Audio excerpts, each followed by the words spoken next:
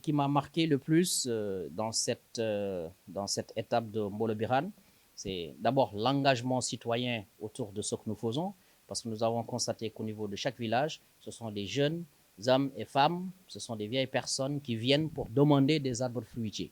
Ça veut dire d'abord qu'ils sont conscients de l'importance de ces arbres fruitiers. Mais il faut constater aussi qu'il y a un manquement en approvisionnement, surtout en approvisionnement de qualité et en approvisionnement en abondance. Donc là, c'est quelque chose qu'il faut corriger. C'est pourquoi nous avons décidé d'implanter une pépinière avec une production de 150 000 jusqu'à 200 000 plants. Et ça, c'est dès le début de l'année. Donc on va s'atteler pour concrétiser ça, pour pouvoir approvisionner l'ensemble des villages à partir de Mbolo Birane. Ça, c'est un aspect qui est important. Le deuxième aspect qui est important, c'est qu'il faut changer de paradigme. Le changement de paradigme doit d'abord toucher l'éducation de nos enfants. Au niveau des écoles, nous avons constaté qu'il n'y a pas d'arbres. C'est pourquoi nous avons planté au niveau des écoles, au pôles primaires, au niveau des collèges, parce que la génération future dépend de nos actions d'aujourd'hui. Ce sont les jeunes qui ont 4 ans, 5 ans, 6 ans, 7 ans, à qui on a fait planter des arbres. Nous avons voulu créer un lien social et un lien écologique avec ces enfants. Parce que, au-delà de l'arrosage, la première menace de l'arbre, c'est d'abord l'homme. Donc, quand nous plantons des arbres dans les écoles sans l'implication de ces enfants, sans qu'il n'y ait une compréhension de ce que ça représente, ils sont capables de les détruire. Mais le fait qu'ils viennent planter et qu'ils arrosent et qu'on les demande à arroser ces arbres-là tous les matins, au lieu d'être des agresseurs de cet arbre-là, ils deviennent des protecteurs. Et c'est ce lien que nous avons voulu créer. Et ensuite, dans quelques années, ça devient un lien fort entre l'homme et son environnement. Donc, c'est quelque chose qu'il faut essayer de développer, de continuer à développer. Ça, c'est un aspect qui est important. Le deuxième aspect qui est important, c'est que là où nous sommes passés, ce sont les chefs de village qu'on a fait planter des arbres. Ce sont les épouses des chefs de village qu'on a fait planter des arbres. Ce sont les imams qu'on a fait planter des arbres. Ce sont des citoyens lambda à qui on a fait planter des arbres et leurs épouses. Ce sont des paysans qu'on a trouvés dans les champs et qu'on a constaté qu'ils n'ont pas d'arbres fruitiers à leur disposition et qu'on a mis à leur disposition et on les a aidés à planter des arbres.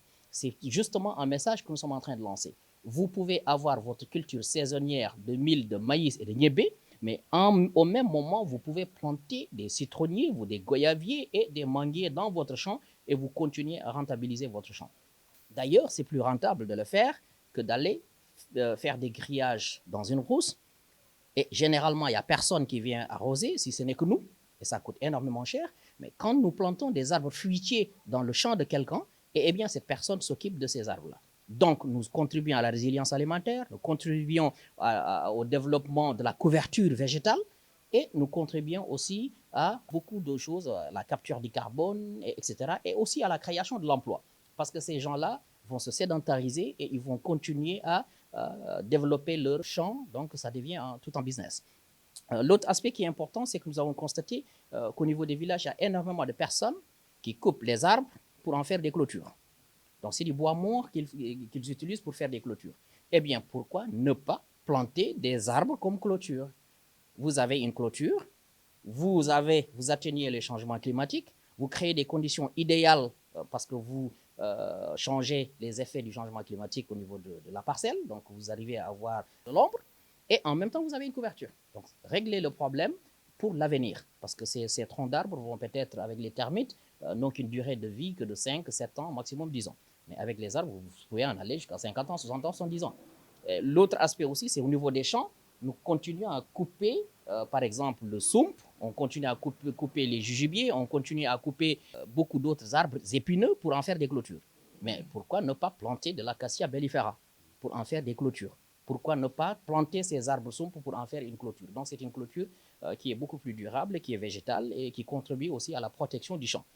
C'est assez important. Donc là, il va falloir qu'on fasse un travail de communication, de sensibilisation et surtout faire ce qu'on a envie de faire faire. C'est assez important. Mais avant de le faire faire par tout le monde, il va falloir qu'on le fasse nous-mêmes devant les gens qui doivent le faire après nous. C'est pourquoi nous avons décidé d'y aller, de le faire avec eux. Il faut mouiller le maillot.